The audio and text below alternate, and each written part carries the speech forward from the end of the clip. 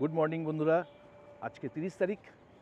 আমরা আজকে সকালবেলায় আবার গজলডোবাতে বার্ডিং করতে চলে এসেছি। আর কালকে আমরা তো এখানে এসে পৌঁছেছিলাম 1:30 নাগাদ। তারপরে 2টো থেকে 4:30 অবধি আমরা বার্ডিং করেছি। একটুখানি প্র্যাকটিস বলতে পারেন। আজকে আবার একটু প্র্যাকটিস বা ছবি তোলা যাই বলুন সেটা করব। তো আপনাদের দেখাই গজলডোবার সকালবেলার কেমন স্নিক বিউটি, দেখুন আপনারা। দেখুন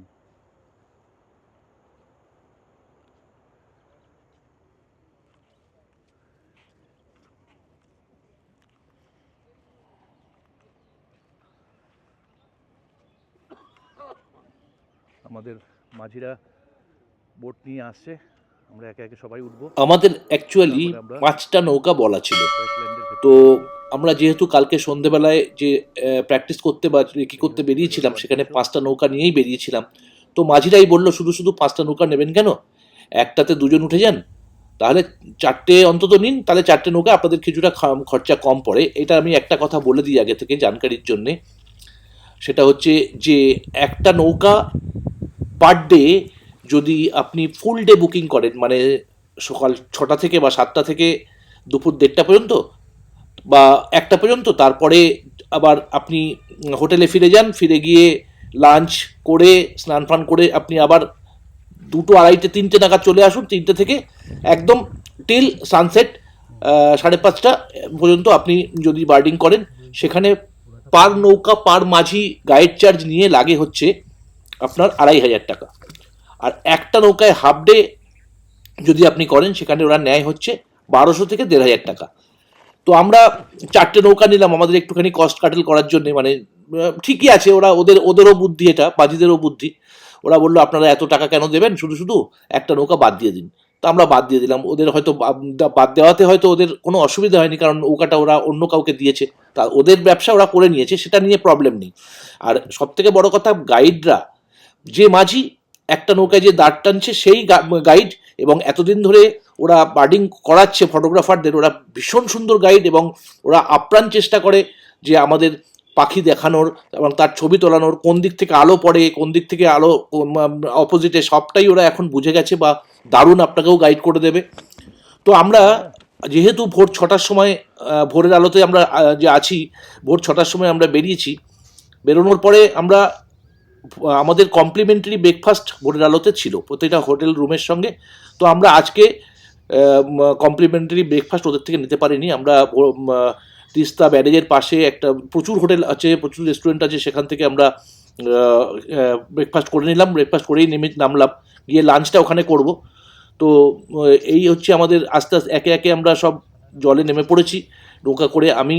আমার সঙ্গে আমি আর আমাদের অপু বলে যে ছেলেটি আছে, সে বন্ধু, সে, আমি আর অপু দুজনে একটা নৌকায় আমরা উঠছি। আর ওদিকে তাপসদা একা উঠেছে, ঋদ্ধি একা উঠেছে, আর আমাদের শঙ্খ আর আমাদের রাহুল একসঙ্গে একটা নৌকায় উঠে, এই মোট 4টে নৌকা। তো চলুন পাখি তোলা দেখাই এবারে, কীরকম কী পেয়েছি সবটাই দেখতে পাবেন এবারে।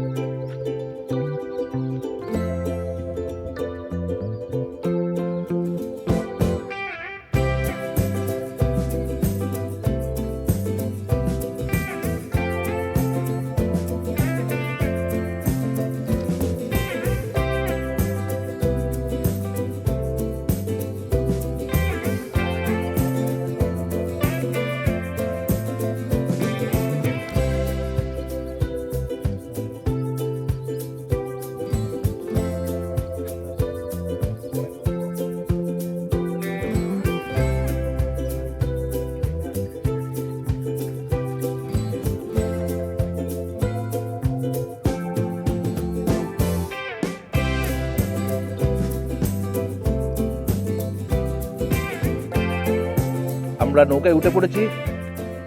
ওখানে দেখা যাচ্ছে আমাদের ঋদ্ধিকে দেখা যাচ্ছে, উপরে প্রচুর পাখি উঠছে। আর এই হচ্ছে আমরা চললাম বার্ডিং করতে। সঙ্গে থাকুন, আমাদের সঙ্গে সুজয় আছে। সুজয় আমাদের গাইড, ওই যে পিছনে দাঁড়িয়ে আছে সুজয়, হাত দেখালো। এই আমরা এখন চলে এসেছি অনেকখানি।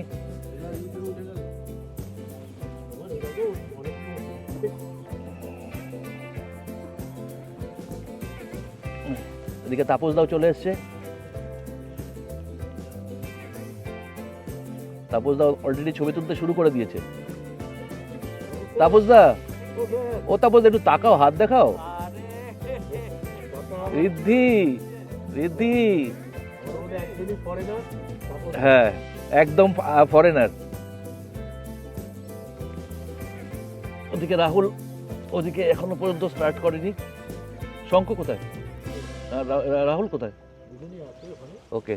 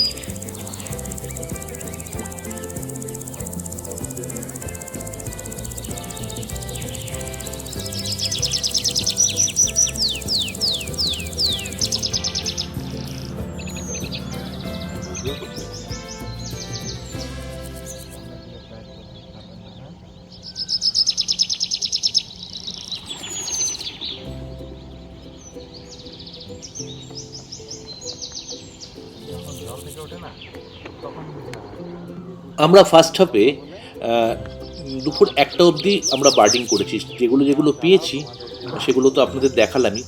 এবারে আমাদের কথা হলো মাঝির সঙ্গে বা আমাদের গাইডের সঙ্গে যে আমরা সেকেন্ড হাফে আমরা যাব তিস্তা নদীতে, আমরা বোটিং করব এবং সেখানে গিয়ে আরও কিছু যদি নতুন কিছু পাওয়া যায় বা নর্দার্ন ল্যাপুইংস এসছে, শোনা গেছে নর্দার্ন ল্যাপুইংস ভারী সুন্দর দেখতে একটা পাখি, সেটা দেখার জন্য আমরা তিস্তা নদীতে পুরোটা আমরা বোটিং করব। তো সেই সময় ওইটুকুনি করে আমরা মহানদীতেই নৌকাটাকে বেঁধে আমরা চলে এসেছিলাম হোটেলে, এবং হোটেলে গিয়ে লাঞ্চ করে স্নান ফান করে নিয়েছি। তার আগেই লাঞ্চ করে আমরা আবার ফিরে আসি ওই মহানদীর পাশে, এবং পুরো বিকেলটাই আমরা মহানদীতে বোটিং করি, এবং তাতে আমরা নর্দার্ন ল্যাপুইংস পেয়েছি, এবং সেটা ছিল বহু দূরে। মানে আমরা যখন মহানদীতে এই তিস্তা নদীতে যখন আমরা বোটিং করা শুরু করলাম, ভাবছি এত দূরে কিভাবে যাবে, কোথা দিয়ে যাবে, কিন্তু জল একদমই নেই। মানে আমরা যে সময় গেছিলাম নভেম্বর মাসে জলটা খুবই কম, মাঝে মধ্যে আমাদের গাইড যে সে নিচে নেমে নৌকা ঠেলতে হচ্ছিল। তো আর যেহেতু নভেম্বর মাস, পাখিগুলো প্রচণ্ড সাই হয়ে আছে, নৌকা দূর থেকে কিছু দেখলেই ওরা উড়ে বেরিয়ে যাচ্ছে অন্য জায়গায়। তো আমরা অনেক ট্রেকিং করার পরে আমরা কিছু ছবি পেয়েছি। তো আমি সবাইকে বলবো, যারা পাখি প্রেমী তাদেরকে বলবো এই নভেম্বর মাসে না গিয়ে জানুয়ারি থেকে ফেব্রুয়ারির মধ্যে যাওয়ার চেষ্টা করুন। তাতে হয়তো পাখিগুলো হ্যাবিটেট ঠিকঠাক হয়ে যাবে, এবং অনেক পাখি যারা তখনও পর্যন্ত আসেনি তারাও চলে আসবে। তো আমার মনে হয় সেটা করাই ভালো। তো আমরাও চেষ্টা করছি আবার ফেব্রুয়ারিতে একবার গজলডোবার বার্ডিং করতে যাব। এবার সেখানে মার্গেনজার, যেমন আমরা মার্গেনজার 3টে ফিমেলের উড়ন্ত ছবি দেখেছি, অনেক উপর থেকে উড়ে গেছে আমাদের যে গাইড সে বলেছে, কিন্তু আমরা মার্গেনজার অবধি পৌঁছাতে পারিনি। তো এখন শুনলাম নাকি মার্গেনজার মেল ফিমেল সবই এসে ওরা নিজেরার মতো চড়াই বাসা বেঁধেছে। এখন গেলে হয়তো মার্গেনজারের খোঁজে তাদেরকে পাওয়া যাবে। তো সেইটাই আপনাদের দেখাচ্ছি যেটুকুনি আমরা পেয়েছি।